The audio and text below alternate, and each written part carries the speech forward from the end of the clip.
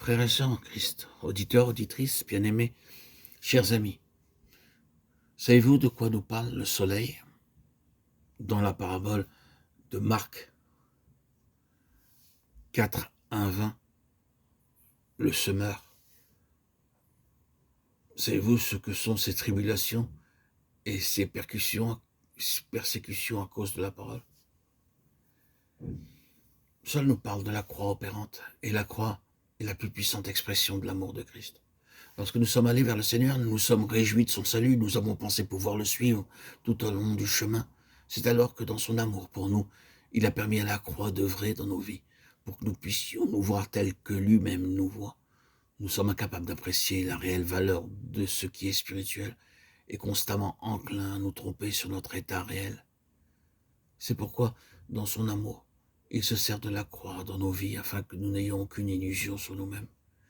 Il ne supporte pas de nous faire progresser sur une fausse base. Nous pouvons penser que la volonté de Dieu est notre seul désir. C'est alors que nous pouvons soudainement découvrir que notre volonté et la sienne sont en complet désaccord. Il veut que vous alliez dans une direction et vous voulez vous diriger vers une autre. Vous aviez présumé que la seule volonté de Dieu vous conduirait, et aussi ce que cela impliquerait. Et cependant, vous constatez que ce qui survient est tout autre que ce que vous aviez pu imaginer, et vous n'aimez pas cela. Vous commencez à raisonner, vous commencez à lutter, vous commencez à poser des questions. Vous n'avez jamais imaginé, lorsque vous vous êtes empressé de servir le Seigneur, que les choses tourneraient de cette façon. Il y a des problèmes dans votre travail, dans votre maison et partout ailleurs. Vous demandez, oh, pourquoi cela? Pourquoi? Pourquoi? Le fait que vous constatez et qu'il y a des soucis, des épreuves, et alors vous contestez avec Dieu. Reconnaissez avec moi, frères et sœurs en Christ, que le dépérissement dont parle la parabole dans Marc 4, 1, 20 a son origine là. La graine se meurt.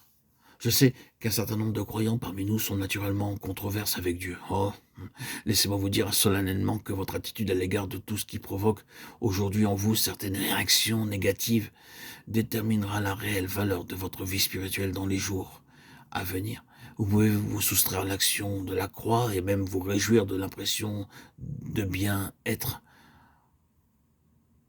que vous en éprouvez, mais votre vie aura été malheureusement appauvrie par ce gain apparent. Ne vous faites pas d'illusions en pensant que vous avez triomphé dans ce conflit. Croyez-vous que Dieu puisse perdre une bataille dans votre vie et qu'il puisse en résulter un enrichissement malgré cette défaite? Oh non, jamais, grand jamais. Si vous ne le laissez pas vous conquérir aujourd'hui, votre déclin spirituel pourra ne pas être immédiatement apparent, mais cet aujourd'hui sera décisif. Et un jour, il sera manifesté que la mort est entrée. Toute vie présentée à Dieu sera éprouvée. Il ne peut accepter notre propre estimation des choses. Il fixe la valeur de notre offrande en la soumettant à l'épreuve et ne détermine sa réelle valeur qu'à l'issue de celle-ci. Puis après avoir tout laissé, ma vie ancienne, j'attendais du Seigneur une réponse à mes mots. J'ai entendu une phrase: tout pain qui est placé dans les mains du Seigneur, il le brise premièrement et ensuite il le distribue. Il ne partage rien qu'il n'ait premièrement brisé, car le pain qui n'a pas été brisé ne peut pas se multiplier lorsqu'il est distribué. Cette phrase me fut donnée d'une sœur.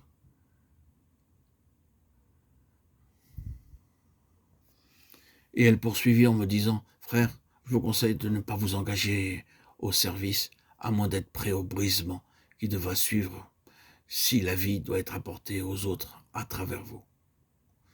Beaucoup d'années se sont écoulées depuis cette conversation avec cette sœur, et j'ai maintes fois eu l'occasion de constater la véracité de cette parole qui m'avait été adressée alors.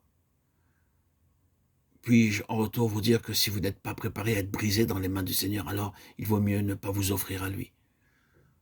Les problèmes que nous avons viennent pour une grande part de ce que, lorsque nous entendons l'appel à nous consacrer à lui, nous y répondons sur la base d'une impulsion intellectuelle ou émotionnelle, et nous ne sommes pas préparés à affronter les exigences d'une consécration sans réserve.